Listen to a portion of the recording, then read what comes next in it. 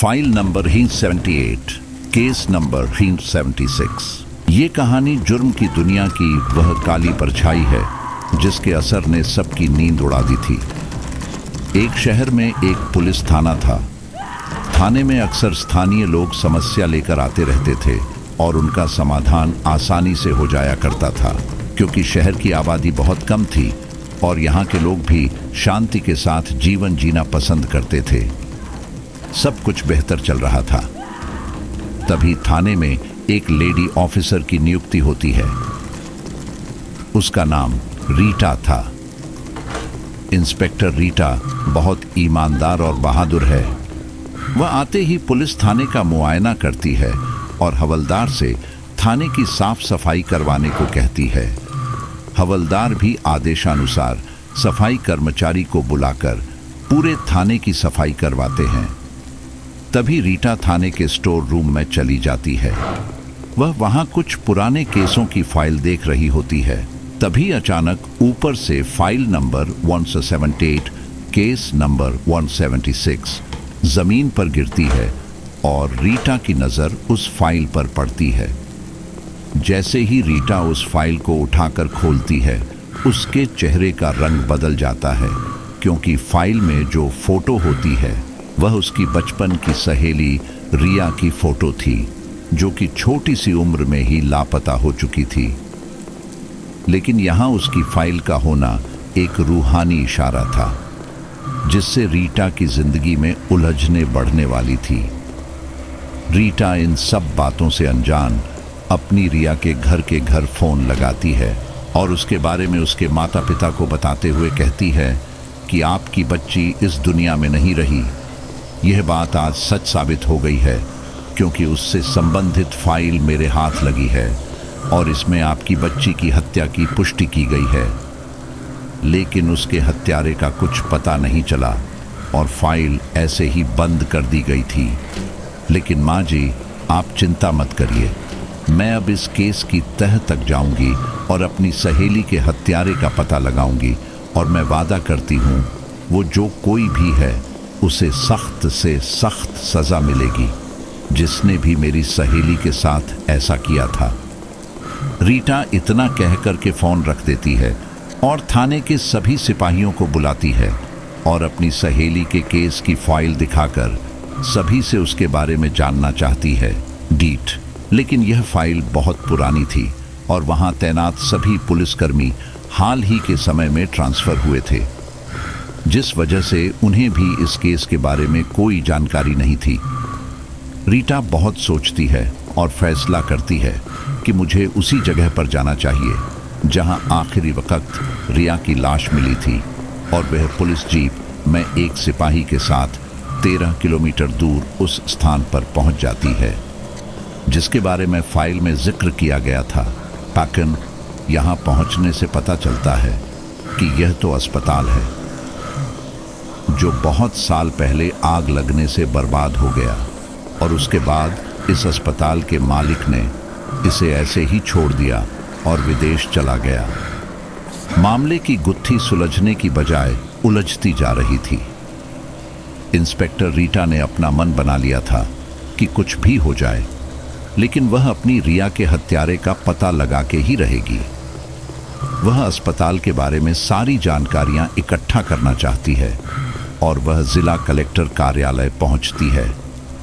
वहां से उसे जानकारी मिलती है कि बहुत साल पहले अस्पताल में जो आग लगी थी, वहां कई नर्स झुलसकर मर गई थी, लेकिन रिया का कोई भी रिकॉर्ड उस अस्पताल के स्टाफ रजिस्टर में मौजूद नहीं था, और बातों बातों में रीटा को उसके स्कूल से संबंधित एक सूचना मिलती है।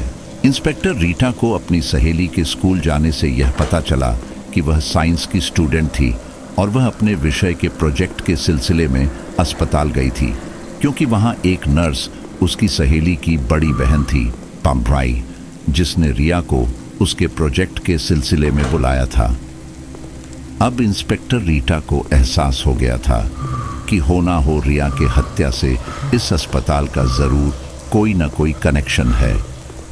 इंस्पेक्टर रीटा ने स्पेशल परमिशन के तहत अस्पताल के मालिक से मिलने का फैसला किया, ताकि आगे की जानकारी जुटाई जा सके, और वह विदेश चली गई।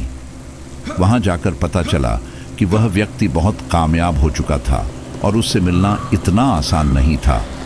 लेकिन रीटा के हौसले बुलंद थे। उसने ठान लिया था कि वह उससे मिलकर ही रहेगी, और रीटा उस अस्पताल के मालिक का मोबाइल नंबर हासिल कर लेती है और उसे एक धमकी भरा मैसेज रिया की हत्या को लेकर भेज देती है। दरअसल यह अंधेरे में तीर लगाने जैसा था, और तीर जाके सही निशाने पर लग जाता है, क्योंकि अब वह इंस्पेक्टर रीटा से मिलने को तैयार हो जाता है। और जैसे ही दोनों की मुलाकात होती है तो इंस्पेक्टर रीटा को उसके चेहरे के हाव भाव देखकर पता चल जाता है कि रिया की हत्या में जरूर इसका कोई हाथ है।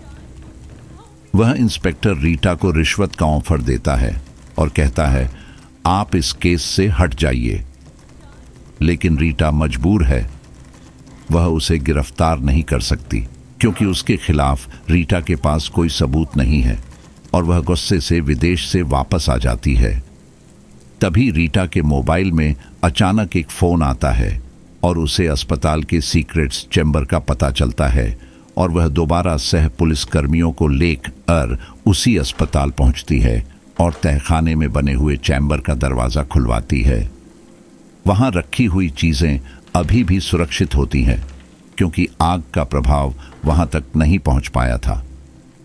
सारे कमरे की तलाशी लेने के बाद रीटा को एक वीडियो कैमरा और एक पेन ड्राइव मिलती है, और जब उसकी रिकॉर्डिंग देखा जाती है तो पता चलता है कि इस अस्पताल का मालिक महिला मरीजों की आपत्तिजनक वीडियो बनाता था और उन्हें इंटरनेशनल बाजार में बेचता था, और इस काम में अस्पताल के भी कुछ स्टॉप उसका साथ देते थे।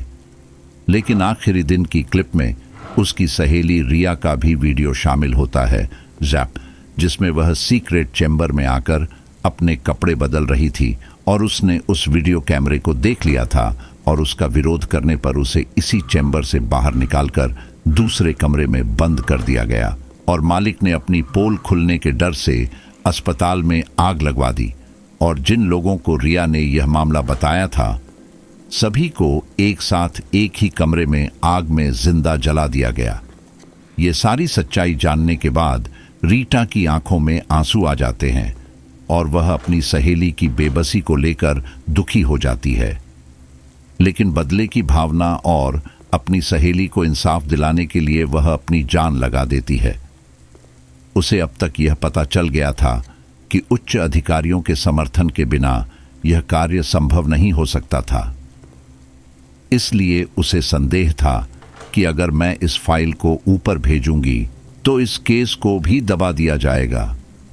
इंस्पेक्टर रीटा ने दिमाग लगाते हुए सारी फाइल मीडिया में वायरल कर दी, और देखते ही देखते बात आग की तरह फैल गई, और हादसे से जुड़े लोगों के पुराने जख्म फिर से ताज़ा हो चुके थे। यह उस समय का बहुत बड़ा हादसा था। इस वजह से अपराधी को पकड़ने के लिए मांग तेज हो जाती है, और कुछ दिनों की कड़ी कार्यवाही के बाद अस्पताल के मालिक को विदेश में ही गिरफ्तार कर लिया जाता है, और उससे जुड़े सारे व्यापारों पर पाबंदी लगा दी जाती है।